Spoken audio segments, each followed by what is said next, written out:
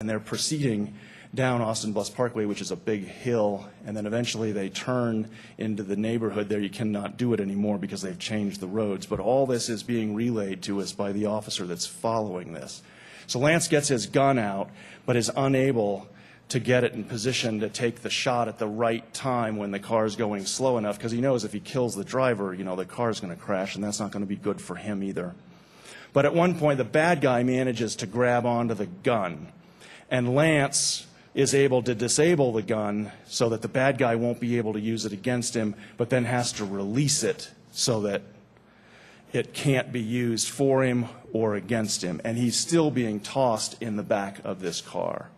Eventually, the bad guy crashes into a tree, and Lance is thrown from the back of the pickup truck. And that's about the time I finally get back into position, and I was probably on the scene within 45 seconds of the time Lance hit the ground.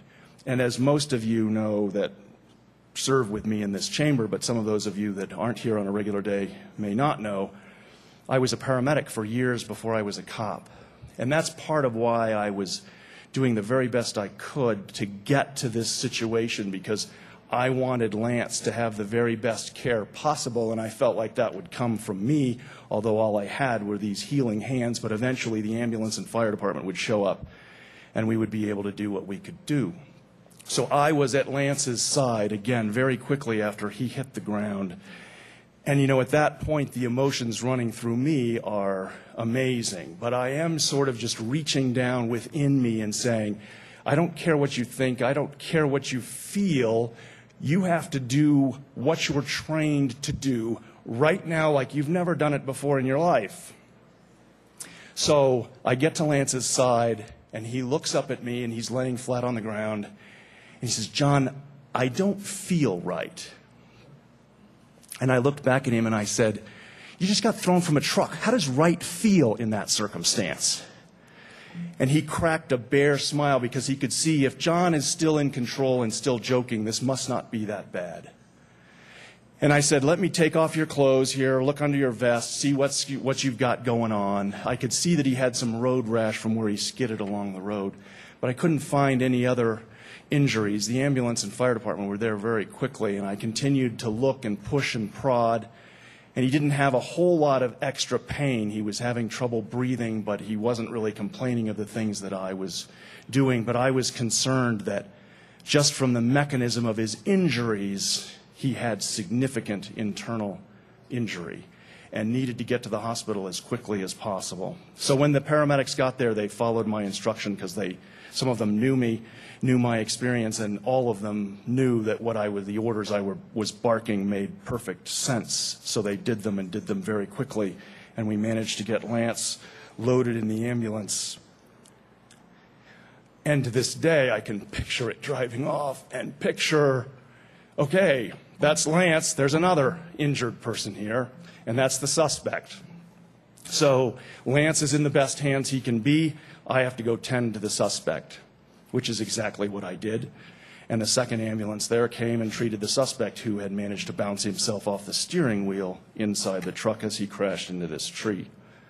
And of course, at all that time, I had no idea what was really going on with Lance, except that I knew that he was pale and diaphoretic. I knew his pulse was fast. I knew that he looked like warmed over death, but I was still hoping for the very best.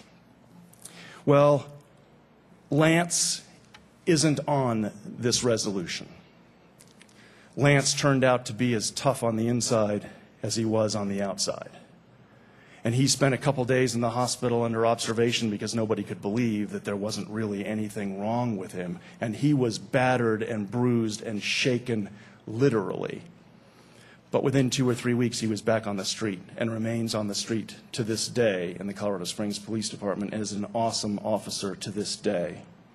But I tell you this story because this resolution is about those kinds of stories that turned out so differently.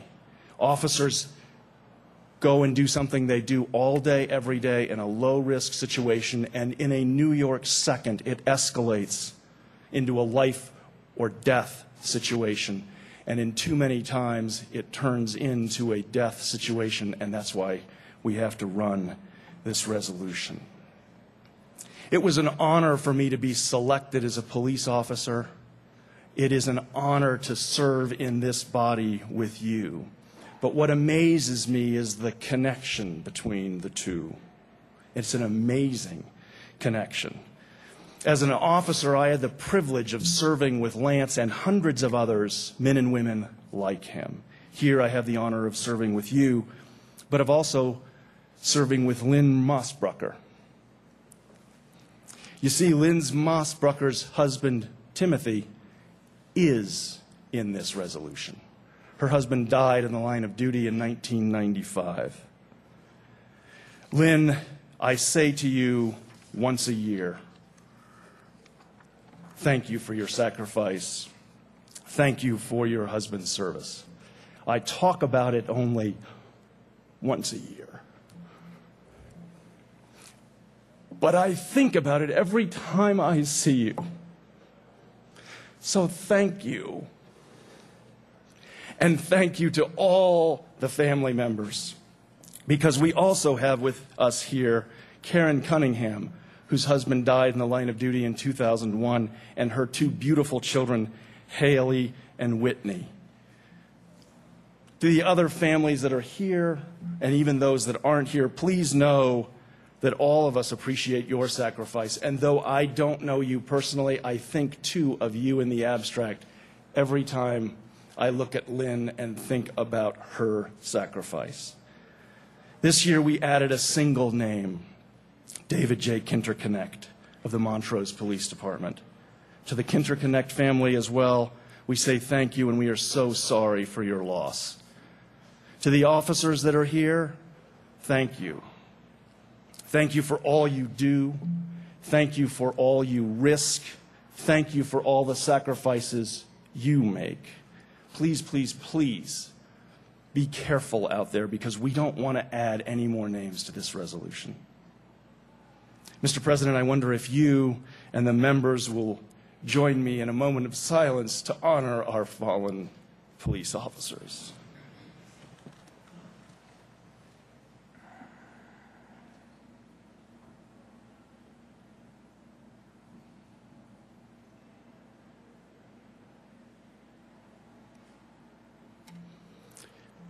Thank you. Mr. President, I renew my motion for Senate Joint Resolution 36.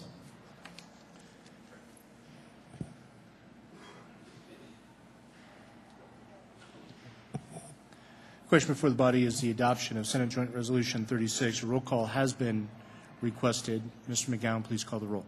Bacon. Bacon, aye. Boyd. Boyd, aye. Brophy. Brophy, aye. Cadman. Cadman, aye. Carroll. Carroll, aye. Foster. Foster, aye. Gibbs. Excused. Harvey. Harvey, aye. Heath. Heath, aye. Hodge. Hodge, aye. Hudak. Hudak, aye. Johnston. Johnston, aye. Keller. Keller, aye. Kester, excused. King. King, aye. Kopp. Kopp, aye. Lundberg. Lundberg, aye. Mitchell, excused. Morse. Aye. Morse, aye. Newell. Newell, aye. Penry. Penry, aye. Renfro. Renfro, aye. Romer. Romer, aye. Sandoval. Sandoval, aye. Shuffle. Shuffle, aye. Schulteis, excused. Schwartz. Schwartz, aye. Spence.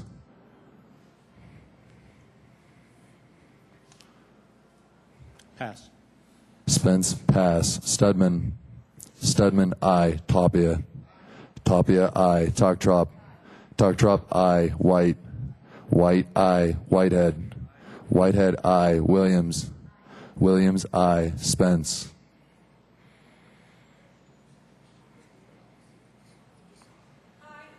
Spence, aye. Mr. President. Aye. Mr. President, aye. 31 ayes, 0 noes, 0 absent, 4 excused. Senate Joint Resolution 36 is adopted.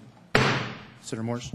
Thank you, Mr. President. I would ask that the current roll call be added as co-sponsors. Without objection, the current roll call will be added as co-sponsors. Senator Morse. Thank you, Mr. President. I wonder if we could take just a brief recess so that the officers can make it to the House for the reading of this there without disturbing the next piece of business that we need to attend to.